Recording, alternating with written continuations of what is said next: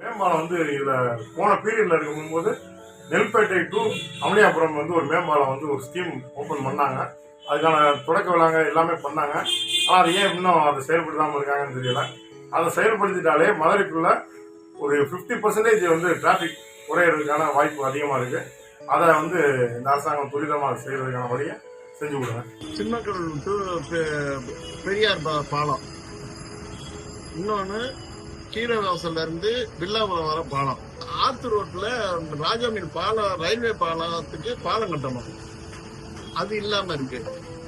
திருப்பி வந்து கதர் பாலத்துல இறங்கி திருப்பி சுத்தி அப்புறம் போறாங்க, அது இல்லாம நேர பாலத்துல ஏறி போறாப்புல அதுக்கு ஒரு பாலம் போடணும். ஆனால் குறிப்பாக நம்ம மதுரை மாவட்டத்தில் பார்த்திங்கன்னா டிராஃபிக்ஸ் வந்து இன்னுமே நிறைய பாலம் வந்தாலுமே அது குறைஞ்ச மாதிரி தெரியல. இன்னும் மேற்கொண்டு அதை எப்படி கண்ட்ரோல் பண்ணலாம் அப்படிங்கிறத அதை சரி செஞ்சு பண்ணால் கொஞ்சம் நல்லாயிருக்கும்னு நினைக்கிறேன்.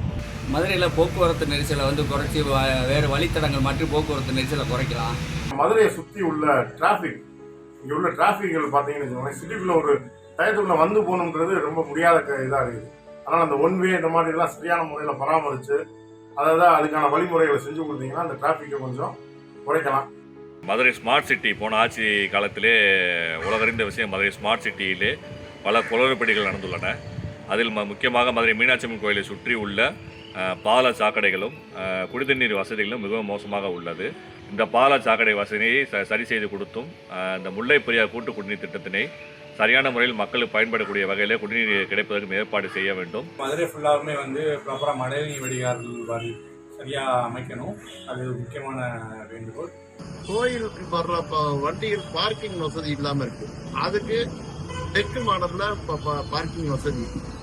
நம்ம கோயிலில் வரக்கூடிய வெளியூர்லேருந்து வரக்கூடியவங்களுக்கு சரியான முறையில் பார்க்கிங் வசதிகள், கழிப்பறை வசதிகள் இங்கே சுத்தமாக கிடையாது.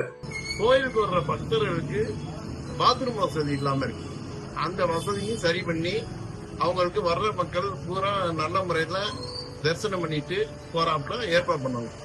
மதுரை மாவட்டத்திற்கே உண்டான சாத்தியார் அணைக்கட்டு வெகு நாட்களாக தூர்வாரப்படாமல் உள்ளது. அதனை நம்பி சுமார் 2500 ஹெக்டேர் விவசாய பரப்பளவும் மதுரை மாவட்ட மக்களும் உள்ளார்கள்.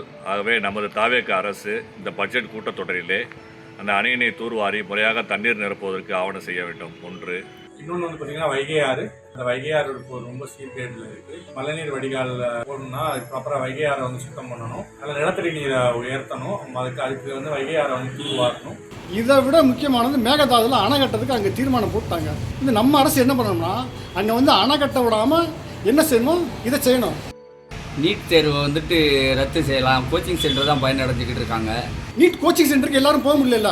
என்சிஆர்சியில் போய் சிபிஎஸ் படிச்சவங்க ஈஸியாக இருக்குது, இங்கே வந்து கவர்மெண்ட் ஸ்கூல் படிக்கும் என்ன செய்ய முடியும் அவங்க? அப்போ இது நமக்கு தேவையில்லை. இதுக்கு முன்னாடி நீட் இல்லாமல் நிறைய டாக்டர் ஆகியிருக்காங்க. அப்புறம் இப்போ மட்டும் என்னாச்சு அவங்களுக்கு? எல்லாருமே ஆட்சி வந்து நீட்டை தடவணும்னு சொல்கிறாங்க. இப்போ வரைக்கும் யாரும் பண்ணலையா? அதை பண்ணணுமா இல்லையா அவங்க? இதே முக்கியமானது. நீட் தேர்வுக்கு வந்து ப்ராப்பராக வந்து மேனேஜ் பண்ணணும் இப்போ இருக்க அரசாங்கம். இதனால் நிறைய மாணவர்கள் பாதிக்கப்படுறாங்க. மதுரை மருத்துவக் கல்லூரியிலே வருடத்திற்கு சுமார் 250 மாணவர்கள் மருத்துவம் பயில்கிறார்கள். மதுரை மாவட்டம் அதனை சுற்றியுள்ள கிராமப்புற மக்கள் தொகையினை கருத்தில் கொண்டு மதுரை மாவட்டத்திற்கு மற்றும் ஒரு மருத்துவக் கல்லூரி அமைத்து தர வேண்டும். நம்ம ஸ்டேட்டுக்கு வந்து நீட்டு தேவையா? எத்தனையோ ஸ்டேட்டில் பண்ணாலும் நம்ம ஸ்டேட்டுக்கு என்ன தேவையோ அதை மட்டும் இந்த அரசாங்கம் பண்ணி கொடுத்தாங்கன்னா மக்களுக்கு ரொம்ப நல்லா இருக்கும்னு நான் கேட்டுக்கிறேன். இந்த ரேஷன் கடைகளில் வந்து முன்னாடியெல்லாம் நிறைய பொருள்கள் கொடுத்துக்கிட்டு இருந்தாங்க. ஆனால் இப்போ வந்து ரெஸ்ட்ரிக்ட் பண்ணி கொஞ்சம் குறைச்சிக்கிட்டாங்க. எல்லாத்தையுமே பொருள்கள்லாம் குறைச்சி வருது. உளுந்து இந்த மாதிரி மானியங்களை வந்துட்டு குறைச்சி விலையில் கொடுக்கலாம். மக்கள் வந்து ரொம்ப சிரமத்தில் இருக்காங்க. பாதாள சாக்கடை தெருவுக்கு தெரு சாக்கடையாக ஓடுது, அதை பூரா சரி பண்ணணும், புதுசாகவே போடணும் பாதாள சாக்கடை. மதுரையில் இருக்கிற பெரியார் பஸ் ஸ்டாண்டுடைய மழைநீர் வடிகால் வந்து ப்ராப்பராக இல்லை. ஏன்னா இப்போது அவங்க ரீசெண்டாக கட்டின பஸ் ஸ்டாண்டில் வந்து தண்ணி இப்போது சரியாக மழைநீர் வடிகால் சரியாக அமைக்காததுனால ஒரு மழை பெஞ்சாலும் வந்து ரொம்ப மழை தண்ணி ரொம்ப தேங்கிடுது, ரொம்ப போக்குவரத்துக்கு இடைஞ்சலாக இருக்குது. இன்னொன்று வந்து இபி பில்லு. போன அரசாங்கத்தில் நாங்கள் என்ன கரண்ட் யூஸ் பண்ணோமோ அதே கரண்ட் இப்போ யூஸ் பண்ணுறோம். ஆனால் எங்களுக்கு இபி பில் வந்து எங்களுக்கு அதிகமாக வருது. ஆனால் அவங்க 100 யூனிட் வந்து ஃப்ரீண்டாங்க, இவங்க 200 யூனிட் வரைக்கும் ஃப்ரீண்டாங்க. ஆனால் பயன்படுத்துகிற எங்களுக்கு தான் வந்து இது வந்து இபி பில் அதிகமாக தான் வருது. இதை பண்ணணும்.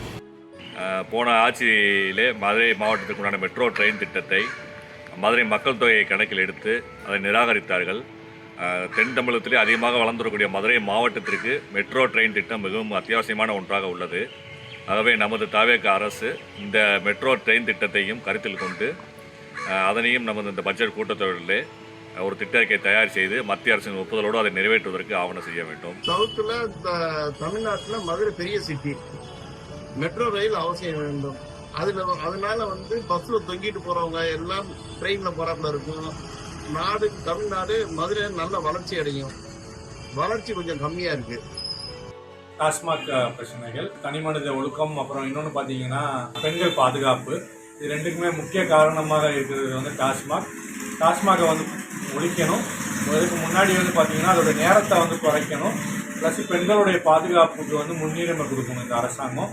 இதனுடைய தமிழக முதல்வருக்கு என்னோட தலைமையான வேண்டுகோள். குறிப்பாக இன்னொரு விஷயம் சொல்லணும்னா சார், தமிழ்நாட்டை சுற்றி நிறையா இடங்களில் வந்து இந்த ஆன்லைனில் மோசடிகள் நிறையா பண்ணுறாங்க. ஆன்லைன் கேம்ஸில் மோசடி பண்ணுறாங்க. அதுலேயும் குறிப்பாக நம்ம மதுரையை சுற்றி, எனக்கு தெரிஞ்ச மதுரையை சுற்றி இருக்கக்கூடிய ஊர்களில் பொதுவாக பெண்கள் தான் அதிகமாக ஆன்லைனில் ஏதோ ஒரு கேம் விளாட்றோம்னு சொல்லி கேம் விளாட்றாங்க. இதனால் என்ன நடக்குதுன்னா, வீட்டில் இருக்க எல்லா நகையும் கொண்டு போய் அடகு வச்சு அந்த பணத்தை போட்டு பணம் எடுக்கணும்னு சொல்லி எடுத்து விளாட்றாங்க. இனிஷியலாக ஏதோ 53,000 ரூபா போட்டால் 1.5 மாதத்தில் 1.5 லட்சம் கிடைக்கும் அப்படின்லாம் சொல்லி ஏதோ பண்ணுறாங்க. உடனடியாக இந்த சைபர் கிரைம் இது எப்படி கண்ட்ரோல் பண்ணலாங்கிறத பார்த்து அதை நடவடிக்கை எடுத்து உடனே இதை நிப்பாட்டணும். அதுதான் மெயினாக சொல்லணும் சார்.